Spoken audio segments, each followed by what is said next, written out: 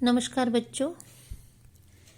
कक्षा 7 में हमने अभी तक महाभारत में अध्याय नंबर 9 तक पढ़ लिया था, शल्य पर्व तक, जिसमें हमने ये पढ़ा था कि भीम ने दुर्योधन को अधमरा कर दिया था। गदा युद्ध में उसके जंघा तोड़ दी थी और उसके बाद कौरव सेना में केवल 3 महारथी जिंदा बचे थे, जिनमें से एक थे अश्वत्थामा, दूसरे थे कृपाचार्य और तीसरे थे कृतवर्मा, जो दुर्योधन की इस दशा का प्रतिशोध लेने के लिए पांडवों के शिविर की ओर चल पड़े थे। आज हम शुरू करते हैं अध्याय नंबर 10 सौप्तिक पर्व और आगे का हाल पढ़ते हैं। धृष्टद्युम्न और द्रौपदी के पुत्रों का वध। दुर्योधन युद्ध क्षेत्र में अपनी अंतिम सांसें ले रहा था। उधर युद्ध के बाद कृष्ण पांडवों को लेकर किसी दूसरी जगह चले गए। अश्वत्थामा, कृपाचार्य और कृतवर्मा तीनों वीर पांडवों के शिविर के पास पहुंचकर एक पेड़ के नीचे रुक गए। कृपाचार्य और कृतवर्मा थके होने के कारण तत्काल सो गए, परंतु प्रतिशोध की आग में जलते हुए अश्वत्थामा की आंखों में नींद कहां से आती। सहसा यानी अचानक एक उल्लू उड़कर उस वृक्ष पर आ गया। उसने सोते हुए कौवों को एक एक करके मार डाला।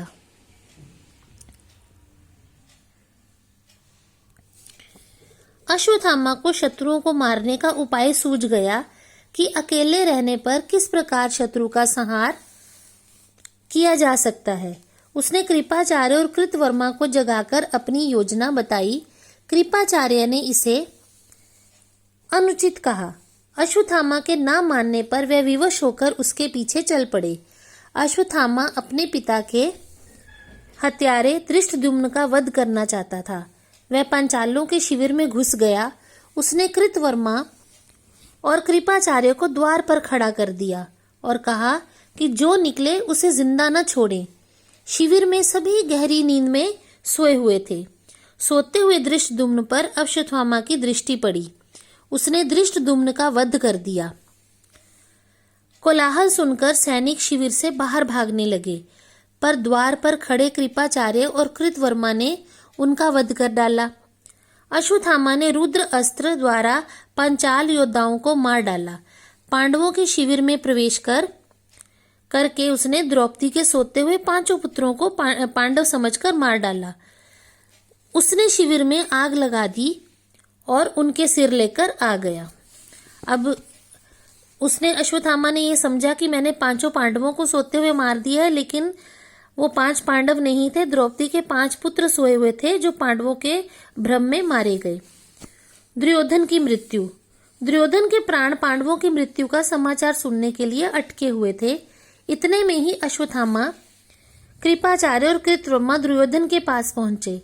रात हो चुकी थी। दुर्योधन मृत प्राय का अर्थ है कि मृत्यु के बिल्कुल निकट अवस्था में पड़ा कराह रहा था। उसकी ऐसी असहाय अवस्था को देखकर तीनों महारथी रो पड़े। अश्वत्थामा ने दुर्योधन को संभाला और उसने उसे बताया, मैं 5 पांडवों के सिर लेकर आया हूँ। ये सुनकर मरणासन यानी मृत्यु के आसन पर, जो मरने के निकट होता है ना व्यक्ति, वो मरणासन व्यक्ति बोला जाता है। ये सुनकर मरणासन दुर्योधन के मुख पर प्रसन्नता की लहर दौड़ गई। उसने भीम का सिर मांगा। प्रतिशोध की भावना से दुर्योधन ने उस सिर को जोर से दबाया। सिर मिट्टी के कच्चे घड़े के समान फूट गया। उसे विश्वास हो गया कि वह भीम का सिर नहीं है। प्रातःकाल होने पर दुर्योधन ने 5 सिर देखे और देखते ही पहचान गया कि ये पांडवों के सिर नहीं हैं। ये सिर तो द्रौपदी के 5 पुत्रों के हैं।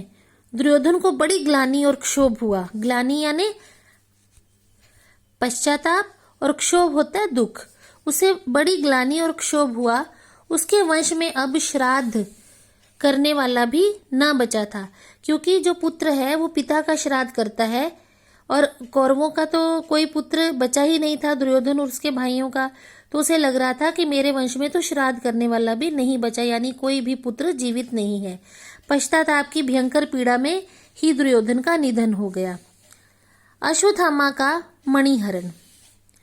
प्रातःकाल होते ही श्री कृष्ण और पांडव द्रौपदी सहित अपने शिविर लौटे।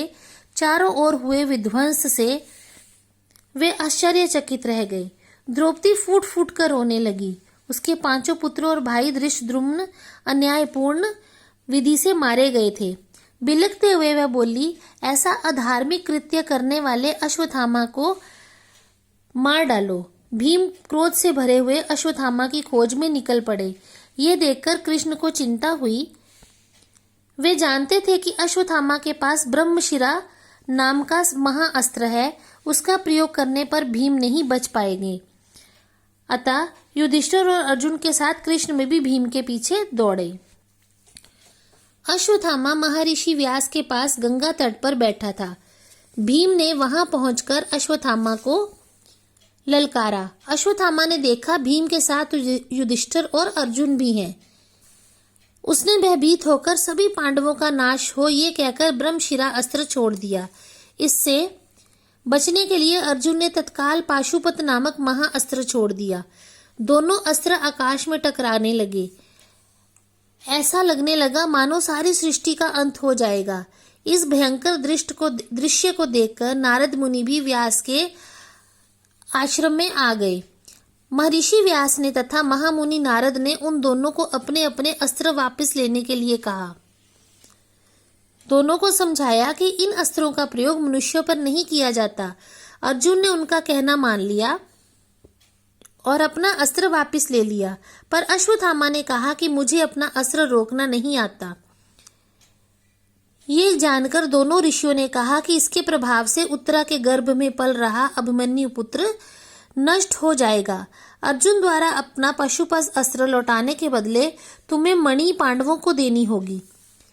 ये मणि ही अश्वत्थामा की सारी शक्ति, तेज और अजेयता का कारण थी। अजेयता यानी जिसको जीता ना जा सके। घोर कष्ट सहते हुए अश्वत्थामा ने अपने मस्तक से मणि निकालकर दे दी। मणि देते ही वह अत्यंत निर्बल और निस्तेज हो गया और उसने व्यास के आश्रम में ही रहकर तपस्वी का जीवन बिताने का निश्चय किया। वह मणि द्रौपदी की पीड़ा को कम करने के लिए उसे दे दी गई, परंतु द्रौपदी के लिए वह मणि अनुपयोगी थी। उसके लिए तो कोई उपयोग था ही नहीं मणि का। फिर वह गुरु पुत्र के निस्तेज होने का समाचार सुनकर दुखी हुई। उसने वह मणि युधिष्ठिर को दे दी। ब्रह्मशिरा अस्त्र का प्रभाव उत्तरा के गर्भ में पल रहे पुत्र पर पड़ा। वह मृत उत्पन्न हुआ, परंतु श्री कृष्ण ने अपनी प्रतिज्ञा के अनुसार उसे जीवित कर दिया। तो बच्चों, ये था आपका सौप्तिक पर्व जो यहाँ पे समाप्त हो गया है। आप इसको ध्यान से सुन लेंगे और पढ़ लेंगे। और अगर कोई आपको इसके बारे में कोई प्रश्न पूछना हो, कोई जानकारी लेनी हो तो आप पूछ सकते हैं। धन्यवाद।